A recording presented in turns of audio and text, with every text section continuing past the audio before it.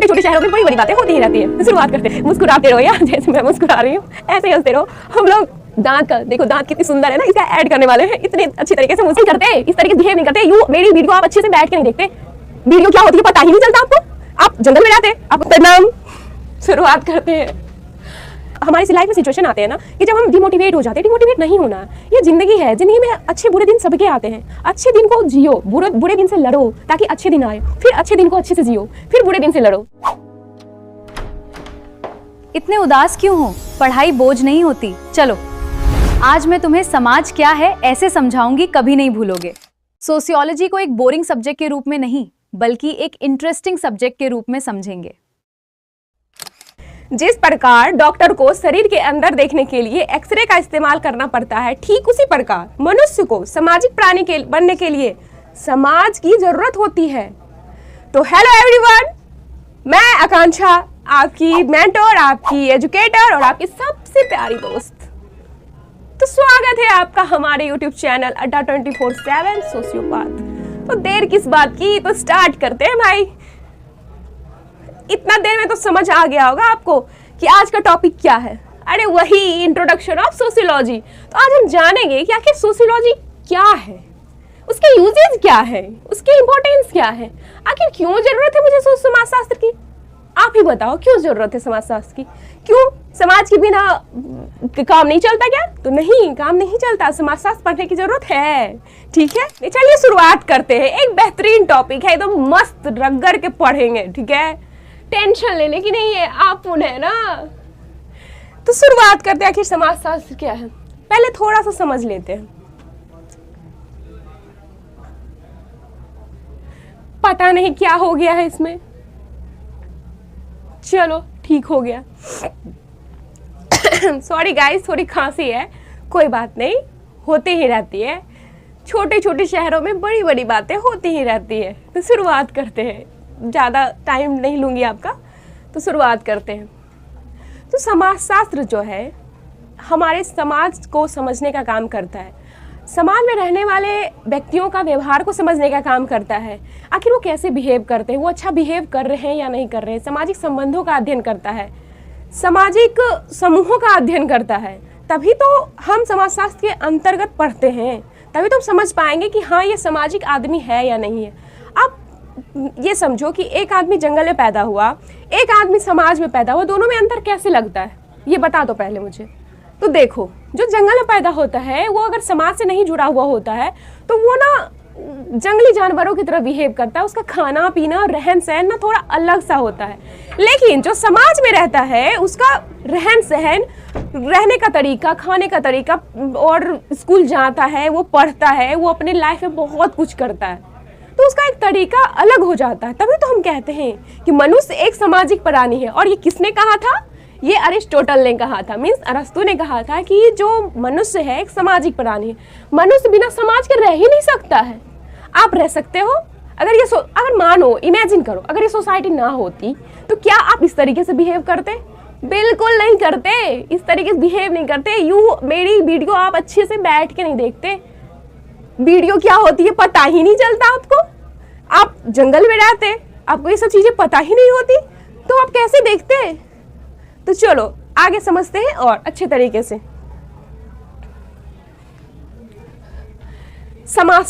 समाजशास्त्र जो है, समाजशास्त्र, अब समझते हैं समाजशास्त्र किन शब्दों से मिलकर बना है। ठीक है, तो देखो, समाजशास्त्र मीन सोशियोलॉजी, ये दो शब्दों से मिलकर बना है। ठीक है, पहला है सोशियस, जो ये क्या है, ये लैटिन वर्ड है, ये लैटिन वर्ड है। और लोगस, लोगस क्या है, ये ग्रीक वर्ड है। समझ आया? सोशियस मतलब क्या होता है? सोसाइटी, मीन्स की समाज। और लोगस मतलब क्या होता है? स्टडी, मीन्स की अध्ययन करना। समझ में आ गया? मीन्स की हम कह सकते हैं कि समाजशास्त्र का मतलब होता है ए साइंटिफिक स्टडी ऑफ सोसाइटी, मतलब समाजशास्त्र का वैज्ञानिक अध्ययन। अब थोड़ा समझते हैं, जैसे फिजिक्स, जैसे बायोलॉजी जीवों का अध्ययन करता है, तो वैसे ही समाजशास्त्र जो है समाज का अध्ययन करता है। वो साइंटिफिक तरीके से करता है, वह क्रमबद्ध तरीके से करता है स्टडी। तभी तो हम लोग को समाजशास्त्र पढ़ने की ज़रूरत है। अगर हम समाजशास्त्र नहीं पढ़ेंगे तो हम फिर जानेंगे ही नहीं कि समाज में चल क्या रहा है। ठीक है, तो आगे देखते हैं। पहले देख लिया हमने क्या है sociology, scientific study of society, समाज का वैज्ञानिक अध्ययन। ठीक है, समझ गए हम लोग। अब नेक्स्ट बढ़ते हैं। नेक्स्ट क्या है कि sociology is the study of society, human behaviour, social relationship. It helps us understand people, interact with each other and how society function. समाजशास्त्र जो है यह समझाने का काम करता है कि सोसाइटी काम कैसे करेगी, ये फंक्शन कैसे करेगी. ठीक है, जिसमें कि हम लोग मानव व्यवहार, सामाजिक संबंधों को यह समझते हैं, का अध्ययन करते हैं और एक दूसरे के साथ इंटरेक्ट करते हैं, और समाज कैसे काम करता है यह भी हम समाजशास्त्र के अंतर्गत समझते हैं. ठीक है, तो नेक्स्ट बढ़ते हैं हम.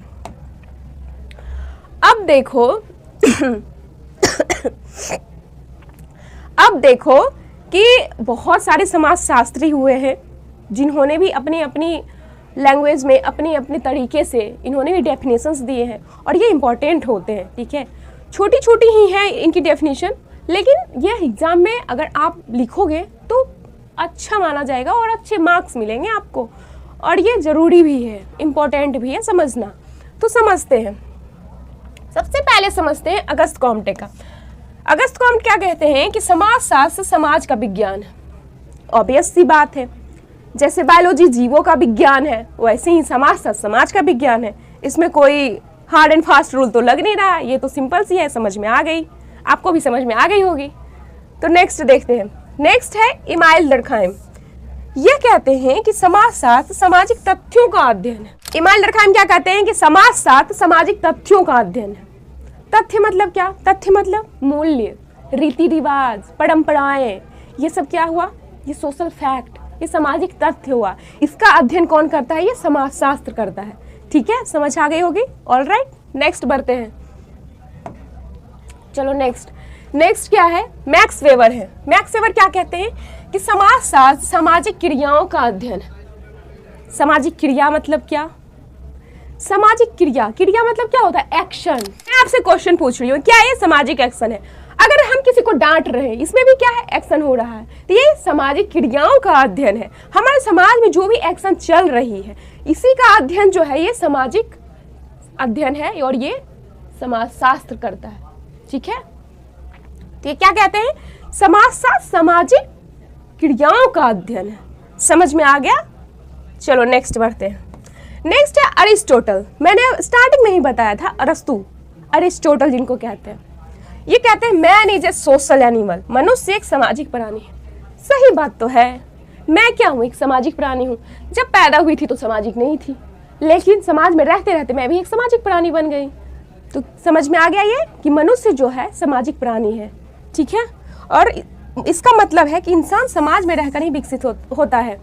सही बात है. आप जंगल में रहोगे तो सामाजिक व्यवहार तो करोगे नहीं, आप समाज में रहोगे तभी सामाजिक व्यवहार कर सकते हो. ठीक है, आगे बढ़ते हैं.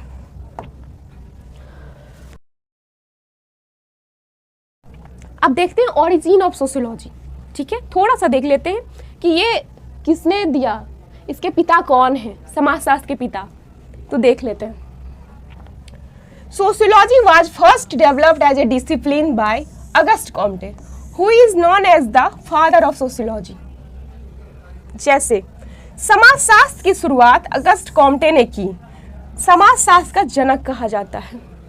सोशियोलॉजी के पिता अगस्त कॉम्टे को कहा जाता है. ठीक है, और इन्होंने कब एक डिसिप्लिन सब्जेक्ट के रूप में दिया है? तो इन्होंने 1838 में दिया है. ठीक है, अब एक चीज बताओ, क्या 1838 के पहले एक डिसिप्लिन सब्जेक्ट नहीं थी? तो नहीं थी, इन्होंने ही दिया है. और एक मेन इंपॉर्टेंट बात कि इन्होंने सबसे पहले ये सोशियोलॉजी सब्जेक्ट नहीं दे दिया कि हाँ सबसे पहले मैं सोशियोलॉजी ही नाम रख देता हूँ. नहीं, इन्होंने सोशियोलॉजी को पहले सोशल फिजिक्स रखा.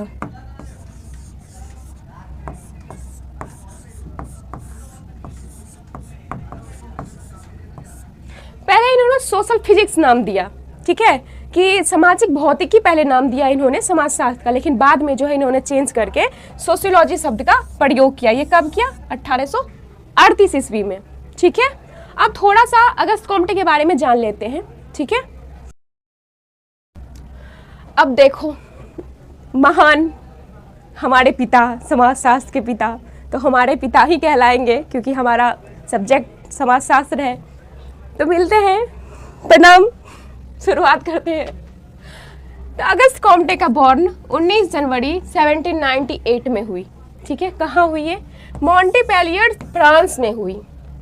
ये फ्रांस के रहने वाले थे और इनकी मृत्यु जो है 5 सितंबर 1857 में हुई। और कहाँ हुई है? पेरिस में हुई, लेकिन ये फ्रांस में ही है, पेरिस। ठीक है, ये जो है सोशियोलॉजिस्ट नहीं थे, ये क्या थे? ये फ्रेंच फिलोसोफर थे, ये फ्रेंच दार्शनिक थे, क्योंकि उसके पहले समाजशास्त्र तो सब्जेक्ट था ही नहीं, तो कैसे बनेंगे समाजशास्त्री? ठीक है, ये क्या थे? फ्रेंच दार्शनिक थे। ठीक है, समझ में आ गया होगा? तो चलते हैं, बाय बाय, आपके बारे में आगे पढ़ रहे हैं। अब इनकी थोड़ी इंपॉर्टेंस बुक देख लेते हैं, क्या क्या है। इन्होंने ज़्यादा बुक नहीं लिखी है, लेकिन जो भी इन्होंने लिखी है उसमें जो जो इम्पोर्टेंट है मैंने इस पर लिखवा दिया है, आप इस चीज़ को याद कर लेना। इनकी सबसे जो पहली बुक है, कोर्स ऑफ पॉजिटिव फिलॉसफी, ये 1830 से 1842, मतलब लगातार नहीं, इन्होंने लिखते ही रहा। इन्होंने वॉल्यूम में कन्वर्ट करके डाला है, 6 वॉल्यूम है। कभी कभी एग्जाम में ना आ जाता है ऑब्जेक्टिव में कि इनकी जो बुक है ये कोर्स ऑफ पॉजिटिव फिलॉसफी, ये कितने खंडों में प्रकाशित हुई है, कितने वॉल्यूम में प्रकाशित हुई है? तो कितने में? 6 खंड में, 6 वॉल्यूम में। ठीक है, अब दूसरा है सिस्टम ऑफ पॉजिटिव क्वालिटी, ये क्या हुआ? 1851 से 1854, यह जो है 4th वॉल्यूम, मतलब 4 वॉल्यूम में इन्होंने क्या किया है? प्रकाशित किया है, 4 खंड में। ठीक है, तीसरा है कैटेसिज्म ऑफ पॉजिटिविज्म, ये कब आता है? 1852 में। और ये जो है, ये दोनों से ज़्यादा मोस्ट इम्पॉर्टेंट है, मैं स्टार मार्क कर दी हूँ, ये दोनों से ज़्यादा मोस्ट इम्पॉर्टेंट है। इन्होंने थ्योरी भी दी है पॉजिटिविज्म पे। ठीक है, और ये जो है ये वॉल्यूम में मतलब वॉल्यूम में ये प्रकाशित नहीं किए हैं, इसीलिए यहाँ पे वॉल्यूम नहीं लिखा गया है। तो ये जो है सिर्फ ये दोनों बुक जो है वॉल्यूम में दिए हैं। ठीक है, समझ में आ गई होगी? आगे देखते हैं यूजेज ऑफ सोशियोलॉजी।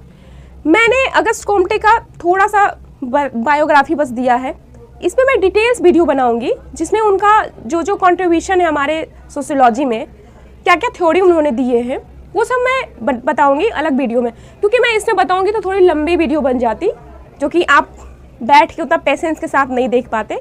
तो मैं नेक्स्ट वीडियो में एक इंटरेस्टिंग टॉपिक के साथ मैं आपको उस दिन उसमें कवर करा दूंगी। ठीक है, तो आगे देख लेते हैं कि क्या क्या हमारे समाजशास्त्र के उपयोग हैं। सबसे पहले समाज को समझना, अंडरस्टैंडिंग सोसाइटी। हाँ, मतलब क्या अंडरस्टैंडिंग सोसाइटी? अगर हम समाज को जानेंगे तभी हम कुछ कर सकते हैं। कुछ कर सकते हैं का मतलब क्या? तभी तो उसकी प्रॉब्लम्स का सॉल्यूशन निकाल सकते हैं, वहाँ पे क्या कमी है वही तभी तो समझ सकते हैं। समझ में आया कि सबसे पहला यूजेस क्या हो जाएगा? समाज को समझना। अब देखो दूसरा क्या है? सामाजिक समस्याओं का समाधान, सॉल्विंग सोशल प्रॉब्लम्स। ये समाज शास्त्र है, इसीलिए तो इसमें समाज की ही बातें होगी, और समाज की बातें होगी तभी तो इसकी समाज में जो भी उत्पन्न समस्याएं हैं उसका समाधान करेंगे। ठीक है, तीसरा है शिक्षा में उपयोग। हम लोग क्या कर रहे हैं? शिक्षा में तो उपयोग कर रहे हैं एक सब्जेक्ट के रूप में। सॉरी गाइस, कुछ ज़्यादा ही तबीयत खराब हो रही है, इसीलिए बीच बीच में ऐसा हो जा रहा है। ठीक है, तो इग्नोर करते हैं, आगे चल। शिक्षा में उपयोग, ये सब्जेक्ट है तभी तो हम लोग पढ़ रहे हैं। क्या हो रहा है? ये हमारे एजुकेशन में तो उपयोग हो रहा है ये। तो चलो नेक्स्ट बढ़ते हैं। नीति निर्माण में सहायक, मतलब ये कि अगर हम जानते हैं कि समाज में गरीबी क्या है, समाज में महिलाओं को स्थिति क्या है, तभी तो हम उसकी पॉलिसी बनाते हैं। ठीक है, महिलाओं के साथ कितने अत्याचार हो रहे हैं ये सब जानेंगे, समझेंगे, तभी तो इसका प्रॉब्लम्स निकालेंगे, तभी तो इस पर पॉलिसी बनेगी। ठीक है, समझ में आ गई होगी। नेक्स्ट है helps in social change. Obvious सी बात है, अगर समाज के प्रॉब्लम्स को समझेंगे, उसका सॉल्यूशन देंगे, तो हमारा सोशल चेंज तो होगा ही। समाज में परिवर्तन काफ़ी देखने को मिलेगी, जैसे देखने को मिल रही है। प्राचीन महिलाओं की स्थिति देख लो, वर्तमान की देख लो, बहुत सारी चीज़ें देखने को मिली और समाज हमारा परिवर्तन की ओर है, बढ़ते जा रहा है। महिलाओं की स्थिति बहुत काफ़ी अच्छी सुधार आई है। ठीक है, तो आगे बढ़ते हैं। अब देख लेते हैं इम्पोर्टेंस ऑफ सोशियोलॉजी, कि क्यों महत्वपूर्ण है सोशियोलॉजी को पढ़ना। ठीक है, तो समझते हैं। समाजशास्त्र सामाजिक संरचनाओं, संस्थाओं, व्यवहारों का अध्ययन करके मानव समाज को समझने, उसका विश्लेषण करने, उसमें सुधार लाने के लिए महत्वपूर्ण है। देख लो, समझ जाओ, कितनी इजी लैंग्वेज में लिखी हुई है। क्या लिखा हुआ है? समाजशास्त्र सामाजिक संरचनाओं, संस्थाओं, व्यवहारों का अध्ययन करके मानव समाज को समझकर उसको विश्लेषण करके सुधार लाने के लिए। अगर हम समाज की प्रॉब्लम्स को समझेंगे, मानव के व्यवहार को समझेंगे, सामाजिक संरचनाओं को समझेंगे कि समाज में कितने इंस्टीट्यूशन, सामाजिक संस्था को समझेंगे, तभी तो हम उसका सॉल्यूशन निकाल सकते हैं, समाधान निकाल सकते हैं, तभी तो आगे बढ़ सकते हैं। इसीलिए समाजशास्त्र को पढ़ना जरूरी है। समाजशास्त्र विषय को पढ़ना महत्वपूर्ण है। ठीक है, तो देखो, समाज को समझने में मदद करता है। समाजशास्त्र क्या करता है? समाज को समझने में मदद करता है, सामाजिक समस्याओं का समाधान करता है। सिंपल सी है। जागरूकता और सोचने की क्षमता बढ़ाता है, हमें अवेयर करता है कि क्या होनी चाहिए, क्या नहीं होनी चाहिए। बड़ों के पैर छूने चाहिए, बड़ों से अच्छे से बात करनी चाहिए, छोटों से अच्छी से बात करनी चाहिए।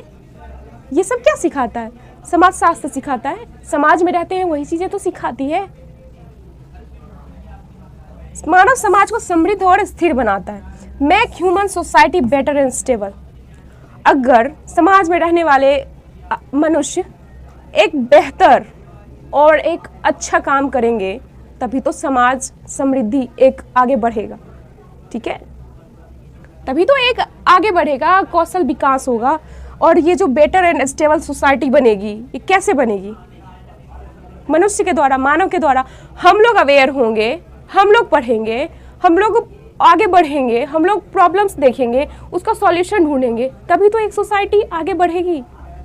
ठीक है, स्टेबल बनेगी, सुइटेबल बनेगी, आगे बढ़ेगी। ठीक है, तो नेक्स्ट बढ़ते हैं। नेक्स्ट क्या है? Nature of sociology. अब देख लेते हैं नेचर क्या है सोशियोलॉजी की। सोशियोलॉजी इज ए साइंस, सामाजिक विज्ञान है। इसमें क्या होता है? मानव समाज और सामाजिक संबंधों का अध्ययन करता है, इसलिए यह सामाजिक विज्ञान है। जैसे स्टार्टिंग में ही नहीं बोला, बायोलॉजी जीवों का अध्ययन करता है, इसलिए वो बायोलॉजी है। समाजशास्त्र समाज का अध्ययन करता है, इसलिए समाजशास्त्र है। ये भी तो अध्ययन कर रहा है, ये भी तो ऑब्जर्वेशन कर रहा है, एक्सपेरिमेंट करता है, इसीलिए क्या है ये जो है सोशल साइंस है। क्या है ये? सोशल साइंस है। चलो नेक्स्ट देखते हैं। It is a scientific in A nature. मैंने भी क्या कहा? ये भी ऑब्जर्व करता है, एक्सपेरिमेंट करता है। कैसे करता है? समझो, जैसे हम किसी का बिहेवियर ऑब्जर्व करते हैं, हम लोग लैब में जा करके नहीं करते हैं। ठीक है, कि हाँ लैब में गए, केमिकल रिएक्शन करवाया तो ये चीज़ें रिजल्ट आई। नहीं, हम लोग देखते हैं बिहेवियर के थ्रू, ऑब्जर्व करते हैं, एक्सपेरिमेंट करते हैं, कोई नई नई पॉलिसी ला करके कहीं भी जाके पूछते हैं, कहीं से उनका व्यू लेते हैं ऑब्जर्वेशन के थ्रू। ठीक है, फिर हम एक्सपेरिमेंट करते हैं उन पे कि हाँ ये नीति यहाँ पे लागू करनी चाहिए, ये नीति वहाँ पे लागू करनी चाहिए, तो क्या रिजल्ट मिल रहा है, ये सबके लिए सूटेबल है या नहीं। समझ में आया? ठीक है, यह अवलोकन, प्रयोग, विश्लेषण जैसे वैज्ञानिक तरीकों का उपयोग करता है। ठीक है, आगे बढ़ते हैं। It is a abstract. Abstract कहने का मतलब क्या होता है? देखो, समाजशास्त्र विचारों, संबंधों और व्यवहार का अध्ययन करता है, जिन्हें सीधे छुआ या देखा नहीं जा सकता।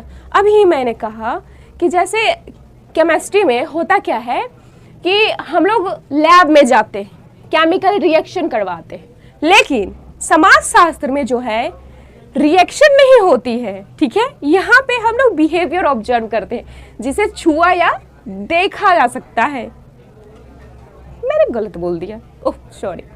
जिसे छुआ या देखा नहीं जा सकता है, वो किसके लिए था? जिसे छुआ या देखा जा सकता था वो था केमिस्ट्री के लिए, लेकिन सोशियोलॉजी के लिए जो है यह छुआ या देखा नहीं जा सकता, बस महसूस कर सकते हैं, ऑब्जर्व कर सकते हैं कि हाँ ये सब चीज़ें है। ठीक है, जैसे आप बताओ सामाजिक संबंध को आप छू नहीं सकते हो कि हमारा उसके मतलब दो व्यक्तियों के बीच में कैसा संबंध है, आप उसको छू के पता नहीं चल सकता है, आप उसको फील कर सकते हो, व्यवहार के थ्रू आप उसको देख सकते हो, ऑब्जर्व कर सकते हो। ठीक है, चलो नेक्स्ट क्या है, it is a generalising science, यह व्यक्तिगत नहीं बल्कि सामान्य सामाजिक पैटर्न का अध्ययन करता है।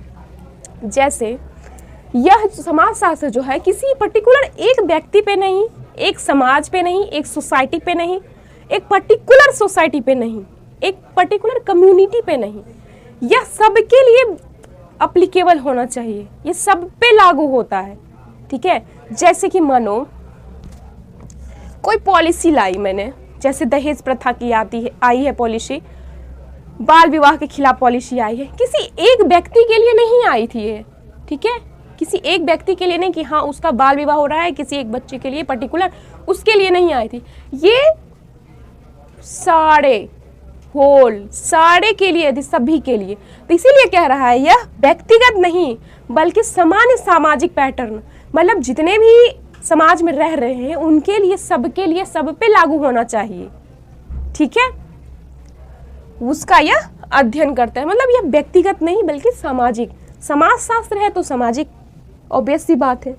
समझ में आ गई होगी, आगे बढ़ते हैं, आगे खत्म। तो हमने क्या क्या समझा, पहले हमने समझा इंट्रोडक्शन ऑफ सोशियोलॉजी। ठीक है, दूसरा समझा usages of sociology. Introduction of sociology में हमने ही समाजशास्त्री ने भी डेफिनेशन दिए थे, उनका हम लोग देख लिए। दूसरा अगस्त कॉम्ट के बारे में थोड़ा बायोग्राफी देखे। तीसरा यूजेस देख लिए हम लोग। चौथा इम्पोर्टेंस देख लिए। ठीक है, पांचवा नेचर देख लिए हम लोग। तो हमारा ये टॉपिक ख़त्म होता है। ठीक है, तो आप लोग ऐसे ही हंसते रहो, मुस्कुराते रहो और पढ़ते रहो, अच्छे से इंजॉय करते रहो, पढ़ाई के साथ साथ ना इंजॉय करते रहो। देखो मैं एक चीज़ अपनी बता रही हूँ, मुझ पे कितनी भी प्रेशर आती है ना, मैं घबराती नहीं, मैं इंजॉय करती हूँ। जैसे कि अभी की मैं एक स्टोरी बता रही हूँ। सर ने कुछ टास्क दिया, उन्होंने कहा कि ये टास्क कंप्लीट करना है एनी हाउ। तो हम पूरा चिल मूड में कि ठीक है कर लेंगे। मैं चिल मूड में हूँ, बाकी सब मुझे चिल देख के टेंशन में आ रहे हैं। कह रहे यार ये कैसे चिल रह पा रही है, इसको टेंशन नहीं होती है, हमेशा देखते मुस्कुराते रहती है, पता नहीं इसको टेंशन नहीं होता। मुझसे पूछने आते हैं तुम इतना पॉजिटिव क्यों रहती हो, इतना हंसते क्यों रहती हो, मुस्कुराते क्यों रहती हो, तुमको टेंशन नहीं होता है? नहीं, मुझे बिल्कुल नहीं होता है। मुझे लगता है ना कि जिंदगी को ना एक जिंदगी की तरह जियो, ना कि एक की बोझ की तरह कि यार इतनी टेंशन है, इतनी फ्रस्ट्रेशन है, ये है वो है, दिस दैट। नहीं, आप हर चीज़ करो, हर चीज़ एक टाइम पे करो, एक इंजॉयमेंट के साथ करो, इंजॉय करो, जियो उसको कि ठीक है अभी मैं थोड़ी सैड हूँ, ठीक है मैं थोड़ी सैड ही रह लूँगी, मुझे रोने का मन कर रहा है मैं रो लूँगी, ठीक है, लेकिन हाँ उसके बाद मैं खुश रहूँगी। मुझे अंदर से एनर्जी आनी चाहिए कि मैं खुश हूँ, पॉजिटिव रहूँगी मैं, ये चीज़ें होनी चाहिए। तो पढ़ाई के साथ साथ कभी कभी ऐसे हमारे लाइफ में सिचुएशन आते हैं ना कि जब हम डिमोटिवेट हो जाते हैं। डिमोटिवेट नहीं होना है, ये ज़िंदगी है, ज़िंदगी में अच्छे बुरे दिन सबके आते हैं। अच्छे दिन को जियो, बुरे दिन से लड़ो ताकि अच्छे दिन आए, फिर अच्छे दिन को अच्छे से जियो, फिर बुरे दिन से लड़ो। ये कंटिन्यूसली है, ये चलते ही रहेगी और इस चीज़ को एंजॉय करो यार। तब टेंशन लेके कहाँ जाना है, एक दिन सबको ऊपर जाना है, तो इसलिए इतना टेंशन लेने की ज़रूरत नहीं है। तो ऐसे ही मुस्कुराते रहो, हंसते रहो, ठीक है, चिल करो, आराम से पढ़ो। तो बताना कमेंट्स में कि कैसा लगा हमारा ये वीडियो। तो चैनल को सब्सक्राइब कर लेना और अच्छा लगे तो थोड़ा कमेंट कर देना, ठीक है। तो मिलते हैं नेक्स्ट वीडियो में एक नई एनर्जी के साथ, एक नई इंटरेस्टिंग टॉपिक के साथ। तो मिलते हैं, बाय बाय। मुस्कुराते रहो यार, जैसे मैं मुस्कुरा रही हूँ ऐसे ही हंसते रहो। हम लोग दांत का देखो, दांत कितनी सुंदर है ना, इसका ऐड करने वाले हैं, इतने अच्छी तरीके से मुस्कुराओ। चलो ओके, बाय।